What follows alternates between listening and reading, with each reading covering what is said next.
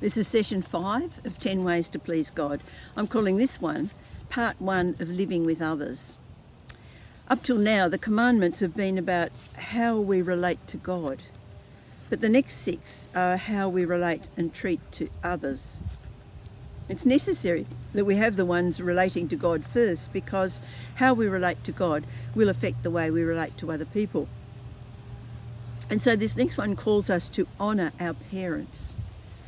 Now, this can be very difficult for someone whose father and mother may have abused them, or perhaps their parents are drug addicts or alcoholic and their behaviour is an embarrassment. There are a couple of aspects to think about. The first is God has placed us in families, and parents have a role to teach and train their children and bring them up to be responsible adults. This is their rightful position and their duty. And that means that children should be obedient and accept the rules that are laid down for them, because that's honouring the rightful role of parents. But to honour them also means to treat them seriously as people. Now, they may be wonderful, loving people, or they may have completely messed things up. It doesn't matter. They're still people, and they need to be taken seriously. Years ago, I knew a lady whose parents had been alcoholics, and they used to go on drinking binges for days at a time. They'd stay in a room and they would just drink. The length of that drinking spell, they never left the room, not even to go to the toilet. As a teenager, this was her life. And because they were her parents, she chose to go in and clean up the room after them. Now, that's an amazing way for a young girl to respect her parents, despite what they were doing. And in today's world, respecting our parents also means respecting the dignity and the value as they age.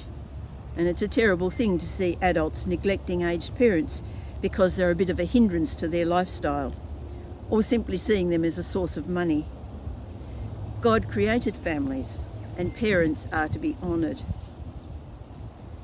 Now, the next 3 commandments are not to steal, not to murder, not to commit adultery. These are about relationship, respecting each other and treating others as we would like to be treated ourselves. We mentioned in an earlier reflection how these commands aren't just about the act of killing or stealing or taking another person's partner. Jesus explained that these actions begin in the heart.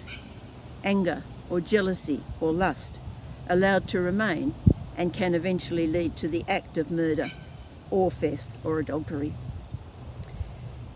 It is our attitude of heart that matters, and Mark 7:21 says, "For it is from within, out of a person's heart, that evil thoughts come, sexual immorality, theft, murder."